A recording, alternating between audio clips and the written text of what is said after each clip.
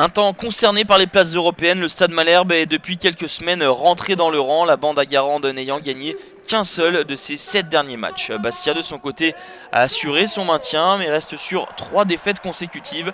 Relâchement inconscient peut-être, toujours est-il que les hommes de François Ciccolini ou ceux de Guérande ont un petit peu baissé le pied depuis leur maintien assuré. Et François Ciccolini lui attend une réaction après la défaite de ses hommes dans le derby face au Gazélec d'Ajaccio. Mais elle n'intervient pas en début de rencontre puisque ce sont les Canets qui mènent la danse avec cette belle combinaison et la balle en retrait pour Julien Ferret. Jean-Louis Leca est obligé de s'interposer. La réaction des Bastiais un petit peu dans un style similaire avec ce ballon en retrait, le centre de Marange pour Axel Ngando, mais pas plus de réussite pour les hommes de François Ciccolini.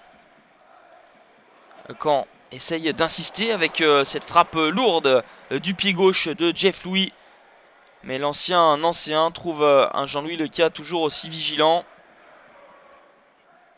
Auteur d'un but en championnat cette saison, Jeff Louis, lors d'une victoire dans les arrêts de jeu face à Montpellier.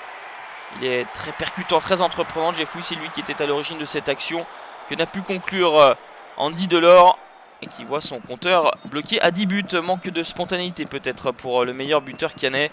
0-0 à la mi-temps. C'est Caen qui a eu les meilleures opportunités. Les Bastiais sont contents de défendre et de guetter les opportunités de contre.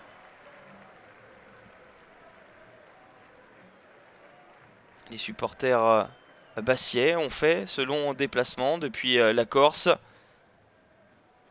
Et le conciliabule entre Axel Ngando et Gaël Danic.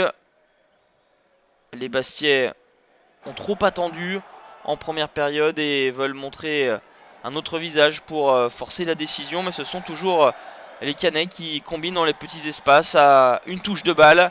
Avec cette belle situation qui ne va pas aboutir sur un but. La belle sortie, le bon jaillissement de Jean-Louis Leca dans les pieds de Julien Ferret.